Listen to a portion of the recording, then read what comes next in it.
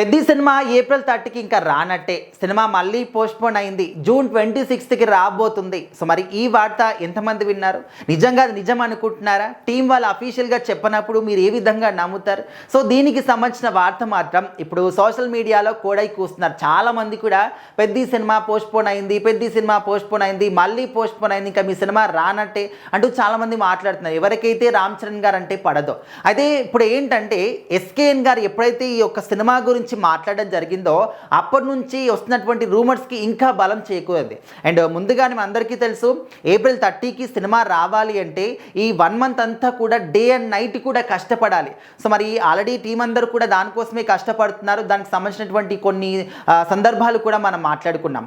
And ఇప్పుడు shooting అనేది కూడా కొంచెం మిగిలి ఉంది. కొన్ని కీలకమైన సన్నివేశాలు రామ్ చరణ్ గారు షూట్ చేయాల్సి ఉంది, ఒక సాంగ్ కూడా షూట్ చేయాల్సి ఉంది అని చెప్పేసి చెప్తున్నారు.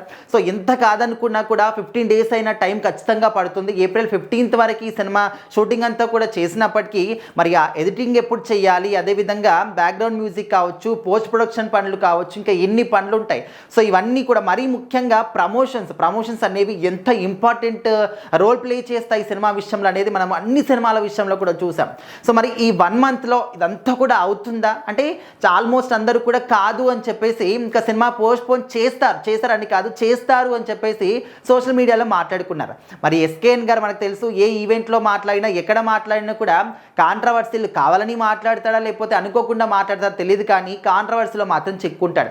సో ఇప్పుడు ఏంటంటే తను ప్రొడ్యూసర్గా చేసినటువంటి చెన్నై లవ్ స్టోరీ సినిమాకి సంబంధించి ఆ ఈవెంట్లో మాట్లాడుతున్నప్పుడే పెద్ద సినిమా కూడా పోస్ట్పోన్ అయ్యింది, సో ఆ డేట్కి మేము పెట్టుకుంటాం అంటే ఈ విధంగా ఆయన మాట్లాడడం జరిగింది. సో అప్పటి వరకు సినిమా పోస్ట్పోన్ అవుతుంది అని చెప్పేసి రూమర్స్ విన్నటువంటి ప్రేక్షకులు అందరూ కూడా సో రూమర్స్ మాత్రమే అనుకున్నారు. ఎప్పుడైతే ఎస్కేఎన్ ఈ విధంగా మాట్లాడారో ఇంకా అప్పటి నుంచి అరే నిజంగానే పోస్ట్పోన్ అయ్యింది అనే విధంగా ఇంకా వాళ్ళు మైండ్లో ఫిక్స్ అయిపోయారు. ఇంకా ముఖ్యంగా రామ్ చరణ్ గారి ఫ్యాన్స్ మాత్రం అసలు డిసప్పాయింట్, అది ఆందోళన, కన్ఫ్యూజన్, అసలు ఏం చేయాలో ఏం మాట్లాడాలో కూడా అర్థం కాని స్థితిలో వాళ్ళు ఉన్నారనమాట.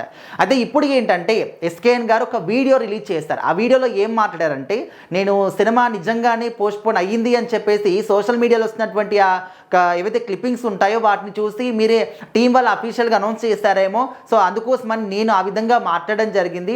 ఎందుకంటే పెద్ద సినిమా వస్తున్నప్పుడు చిన్న సినిమాలు తప్పుకోవాలి అని చెప్పేసి మా సినిమా గురించి నేను ఆ విధంగా మాట్లాడాను, కానీ అనుకొని నిజంగా అయితే సినిమాని తక్కువ చేసి చూడడం కానీ నిజంగా పోస్ట్పోన్ అయిందని చెప్పేసి అయితే నాకైతే తెలియదు. జస్ట్ ఆ విధంగా క్లిప్పింగ్స్ వస్తూ ఉన్నాయి కాబట్టి నిజంగా పోస్ట్పోన్ అయ్యిందేమో, టీం వాళ్ళు చెప్పారేమో అని చెప్పేసి అయితే అనుకున్నాను, అందుకోసం మాట్లాడడం జరిగింది. ఏదేమైనప్పటికీ కూడా పెద్ద సినిమా విషయంలో ఆ విధంగా మాట్లాడడం మాత్రం ఖచ్చితంగా తప్పే. ఖచ్చితంగా అందరూ కూడా నన్ను క్షమించండి అని చెప్పేసి ఆయన ఆ వీడియోలో మాట్లాడడం జరిగింది.